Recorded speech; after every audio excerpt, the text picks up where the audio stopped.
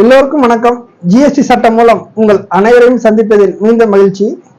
தற்போது GST portal 2025 மே மாதம் GSTR1 படிவம் தாக்கல் செய்வதற்கு B2B மற்றும் B2C சம்மரி தனியாக அப்லோடு செய்ய வேண்டும் அல்லது நேரடியாக ஜிஎஸ்டி போர்ட்டலில் டைப் செய்ய வேண்டும் என்ற புதிய விதிமுறை அமல்படுத்தியதால் தமிழ்நாடு ஜிஎஸ்டிபிக்கள் மற்றும் வரி ஆலோசகர்கள் மற்றும் அகில இந்திய ஜிஎஸ்டிபிக்கள் மற்றும் வரி ஆலோசகர்கள் வேலை செய்வதில் காலதாமதம் ஏற்படுகிறது.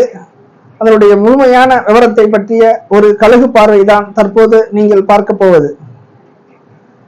ஜிஎஸ்டி சட்டம் ஜூலை மாதம் 1ஆம் தேதி 2017 அறிமுகம் செய்யப்பட்டது. தற்போது 8 ஆண்டுகள் வரப்போகிறது. இந்த 8 ஆண்டுகளில் கிட்டத்தட்ட 10,700 மாற்றங்கள் ஜிஎஸ்டி சட்டத்தில் செய்யப்பட்டுள்ளது. இவற்றை எல்லாத்தையும் தாண்டிதான் தற்போது ஜிஎஸ்டிபிக்கள் மற்றும் வரி ஆலோசகர்கள் வரித்தொழில் செய்து வருகிறார்கள். ஒருபுறம் ஜிஎஸ்டி போர்ட்டல் தன்னிச்சையாக மாற்றங்கள் அப்டேட்ஸ் என்ற செய்து கொண்டே இருக்கிறார்கள். மறுபுறம் ஜிஎஸ்டி சட்டத்தில் 6 ஆண்டுகள் வரை கணக்குகள் பராமரிக்க வேண்டும் என சொல்லப்படுகிறது. ஆனால் இது பெரும்பாலான தமிழ்நாடு வணிகர்களுக்கும் சில்லறை வியாபாரம் செய்யக்கூடியவர்களுக்கும் தெரிவதற்கு வாய்ப்பில்லை.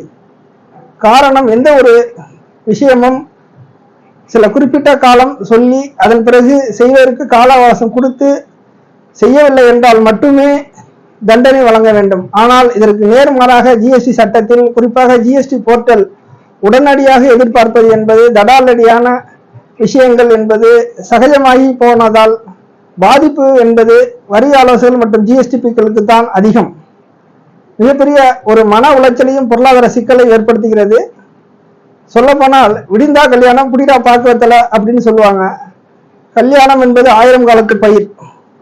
அதுபோல சில்லறை வணிகம் செய்யக்கூடிய வணிகர்கள் பல ஆண்டுகள் கஷ்டப்பட்டு அந்த தொழில் நடத்துகிறார்கள். தற்போது ஜிஎஸ்டி போர்ட்டல் கேட்கக்கூடிய விவரம் என்பது சாதாரண விஷயம் அல்ல. B2B B2C சம்மரி என்று ஒரே வார்த்தையில் முடித்து விடுகிறார்கள். அதற்கு பின்னால் அவர்கள் வியாபாரம் செய்யக்கூடிய 100 முதல் 500 பொருட்கள், குறிப்பாக மளிகை கடை என்றால் 1000 பொருட்கள் பற்றிய விவரத்தை முழுமையாக HSN குறியீடு என்ற வகையில் நாம் தனியாக கம்ப்யூட்டரில் ஏற்றினால்தான் முடியும். அது உடனடியாக செய்யக்கூடிய வேலை அல்ல. அதற்கு நீண்ட நெடிய தூரம் நாம் வேலை செய்ய வேண்டும். அது ஒரு கணக்கு 2 கணக்கு பார்ப்பதற்கே சிரமம் என்றால் 10, 15, 20 கணக்கு பார்ப்பவரின் நிலைமை மிக மிக கடினம். ஆக இனிமேல் தான் சவால் ஆரம்பம். ஆக இந்த காணொலி பிடித்திருந்தால் மறக்காமல் லைக் செய்யுங்கள், மறக்காமல் சப்ஸ்கிரைப் செய்யுங்கள், உங்கள் நண்பர்கள் மற்றும் உறவினருக்கு ஷேர் செய்யவும். உங்கள் Pattukkottai R. Ramesh, GST practitioner. மீண்டும் அடுத்த காணொலி சந்திப்போம். நன்றி, வணக்கம்.